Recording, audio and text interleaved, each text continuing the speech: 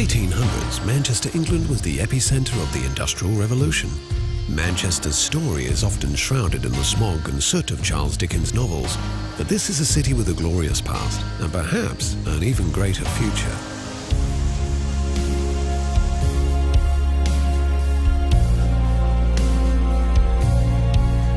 It's been said, what Manchester thinks today, the world thinks tomorrow.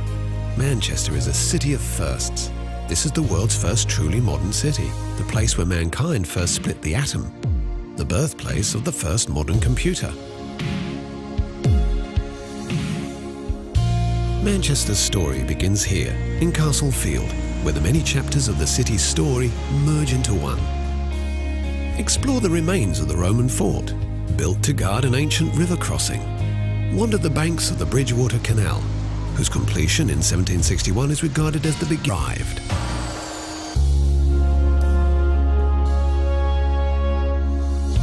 For 2 centuries, Manchester's merchants went on a spending spree, scouring the world in search of cultural treasures to fill their stately homes. Many of these treasures now reside in the city's museums and galleries. At the Manchester Art Gallery, explore the works of the Pre-Raphaelites, Britain's first radical art movement, and more contemporary works which continue to challenge.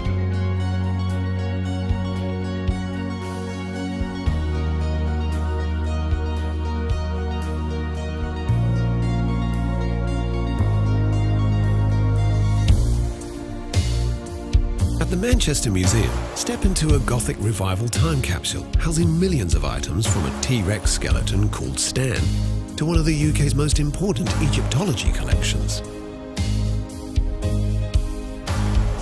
This city enjoys a proud philanthropic tradition. Perhaps the city's greatest was Enriqueta Rylands, whose gift to the city was the John Rylands Library. Dedicated to Manchester's largest textile magnate in the 10 years it took to create the neo-Gothic masterpiece, the widow acquired 40,000 books and oversaw every last detail, a labour of love for her late husband and the people of Manchester. Manchester has long understood the power of knowledge.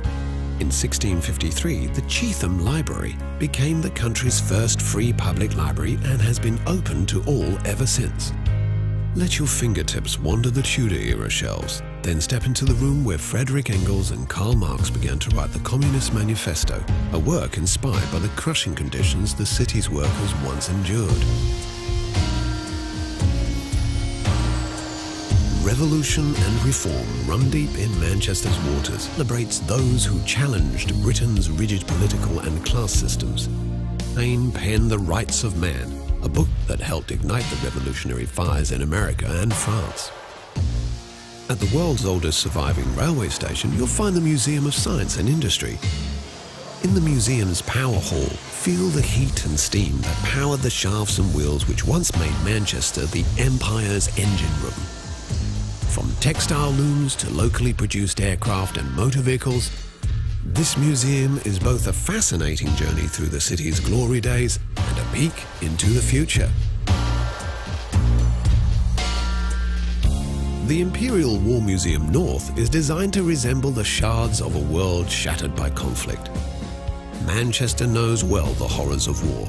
During the Manchester Blitz, thousands of German bombs rained down upon the city. In typical Mancunian fashion, this museum strips away the pomp and glory of war and reminds us instead of its human cost.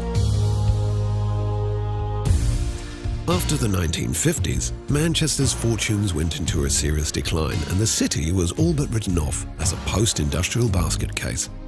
But in recent decades, the city began to awaken once more, largely thanks to its youthful creativity. A succession of bands like Joy Division, The Smiths, The Stone Roses and Oasis shook up the foundations of popular music and put Manchester back on the map. Explore the city's incredible musical heritage in areas like the Northern Quarter and pick up some rare vinyl along the way. Then head to The Village, around Canal Street, which perfectly encapsulates the Mancunian ideals of tolerance, self-expression and good times. But if there is one source of pride that truly unites this city, it's its 2 football clubs, Manchester City and Manchester United. In 1968, Manchester United became the first English club to become European champions. Today, the club enjoys a global fan base in the millions.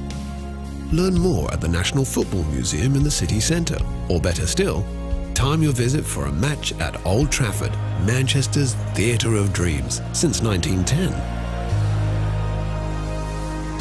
Manchester may no longer be England's industrial powerhouse, but it's a city that's never stopped dreaming. Right across the city, daring new projects, innovations and ideas continue to capture the world's attention. In this